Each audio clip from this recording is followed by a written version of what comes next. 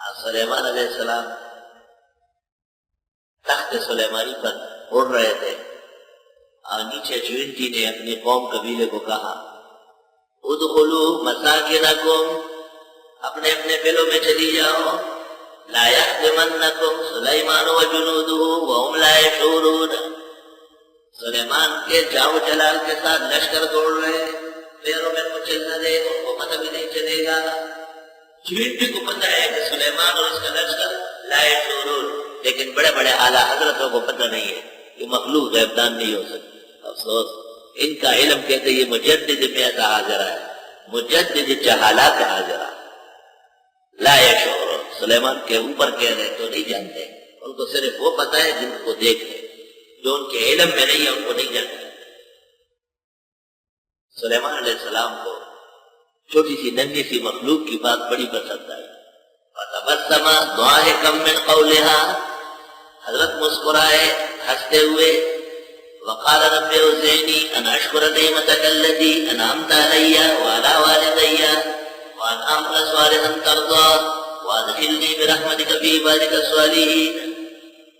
حضرت سلیمان آئے، چونٹی سے ہم کلام ہوئے اور کہا کہ سلیمی ما شئتی، مانگے جو مانگو، کیا چاہیے، میں تمہارا شاہ بخر برتا۔ چونٹی نے کہا زدنی رزقی، میری روزی بڑھا دے۔ سلیمان علیہ السلام نے کہا وہ مخلوق نہیں کر سکتی، رزق اللہ کے ہاتھ ہے۔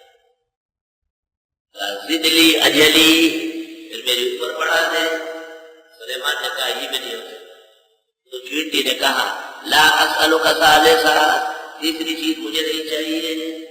سارا جہان کی نعمتیں دو چیزوں میں، ایک تو حیات ہو، زندگی ہو، برکت ہو، اور رزق ہو، ضروریات کی کفالت و حفاظت و شان کے ساتھ۔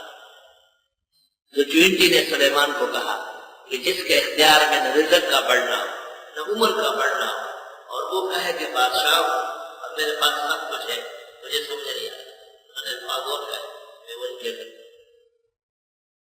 انہوں نے کہا ایسے بادشاہ کو شرم نہیں آتی جو اپنے آپ کو بادشاہ کہے اور کسی ایک مخلوق کی کیا اپنی عمر نہیں بڑھا سکتا، ایک دن ایک لمحہ نہیں بڑھا سکتا، اور رزق کا ایک دانہ نہیں بڑھا سکتا، کس چیز کا بادشاہ ہے؟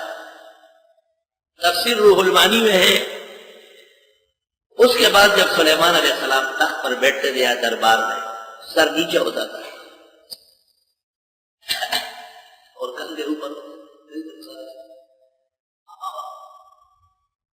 درباریوں کو بڑا صدمہ ہوا، وہ ذرا اور شرفا بڑے خفا ہوئے، حضرت کا سر ہی نہیں اٹھا، صرف کندھے نظر آ رہے ہیں۔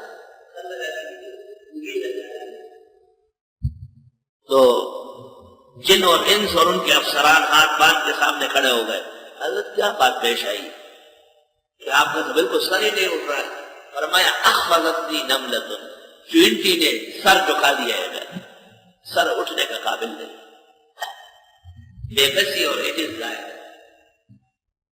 رب هب لی ملکا لا ينبغی لأحد من بعدی، وہ بادشاہ ہے جس نے خدا کو کہا ایسی سلطنت دینی ہو تو صحیح طرح دے، ایسا نہیں ایک دوسرے سے جیتتے رہے پاکستانیوں کی طرح۔ ایسا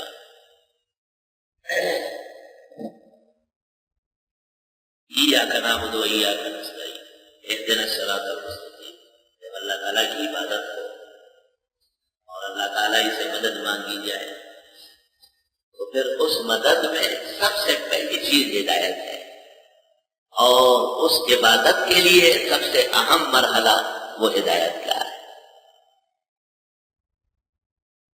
ہدایت کی کہتے ہیں دو قسمیں ہیں، ایک کی راست و طریق ہے، صرف سمجھانا اور رہنمائی کرنا،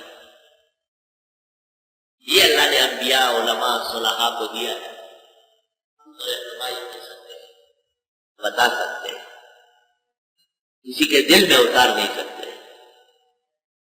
وشنود یا نشنود منہائے ہوئی می کو نم، کوئی مانے یا نہ مانے، جو ہدایت اور علم اللہ نے ہمیں دیا ہے ہم بڑے ڈھنگ کے چوڑ اس کو آگے بڑھا رہے ہیں۔ الحمدللہ، اللہ اور توفیق عطا فرمائے، اخلاص اور احسان کے ساتھ اعتدال کے منہج پر قائم رکھ کر اور اپنے بزرگ اور اپنے مشائخ کے طرز حیات پر اپنوں کے نقش قدم پر ہو مرنا یا جینا،